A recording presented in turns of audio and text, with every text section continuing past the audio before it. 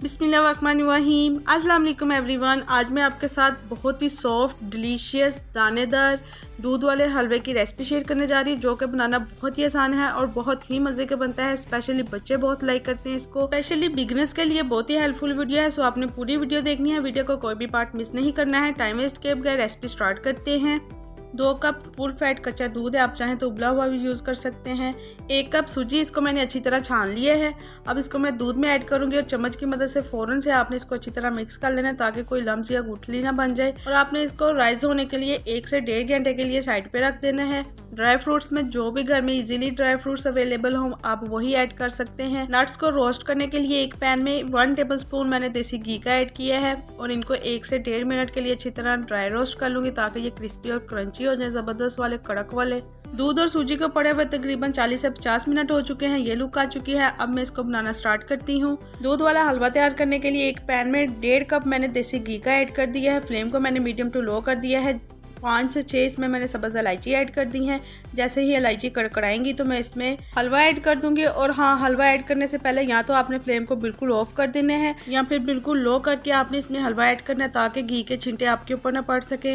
और हलवा ऐड करने के फ़ौरन बाद आपने चम्मच की मदद से अच्छे तरीके से लाना है, ताकि हलवा नीचे भी ना लगे और इसमें कोई लम्स या गुठली भी ना बन सके। 6 से 7 मिनट के बाद आप देख सकते हैं ये लुक आ चुकी है। जब तक ये अच्छी तरीके से ऑयल नहीं छोड़ देता है, इसकी मैं अच्छी तरह बुनाई कर लूँगी। जब तक थोड़ा सा लाइट गोल्डन नहीं हो जाता है, लाइक आपने इसको डार्क बिल्कुल भी नहीं करना है, वरना वो मखंडी हलवे की लुक आ जाएगी।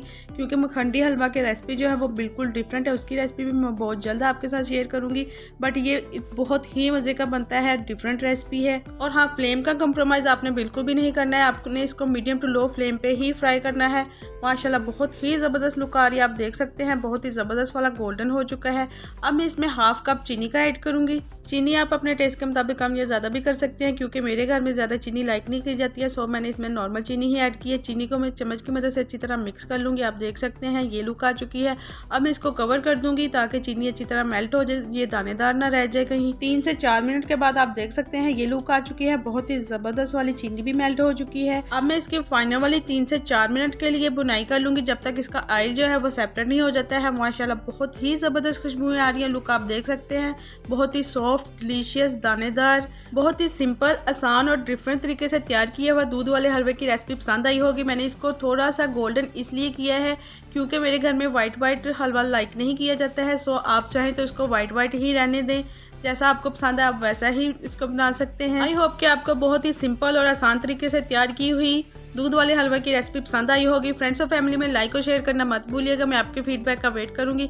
इसके साथ ही अगर आप न्यू विजिटर हैं तो प्लीज़ मेरे चैनल को सब्सक्राइब कर दें, बेल आइकॉन को प्रेस कर दें, ताकि हर आने वाली न्यू आसान और डिलीशियस वाली वीडियो का नोटिफिकेशन सबसे पहले आपको मिल सके। आपने एक बार मेरे कहने पर जरूर ट्राई करना है। मेरे घर में छोटे बड़े सब बहुत शौक से खाते हैं, सबको बहुत ज़्यादा वाला पसंद आया था। और हाँ, आपने इसका एक्स्ट्रा घी या निकाल लेना है, वो आपके पराठों में और रेसिपीज़ में काम आएगा। उसको वेस्ट बिल्कुल भी नहीं करना। अपना रखिएगा बहुत सारा ख्याल, मुझे भी दुआ में याद रखिएगा। मिलते हैं नेक्स्ट वीडियो में। थैंक्स फॉर वॉचिंग एंड अल्लाह हाफिज़।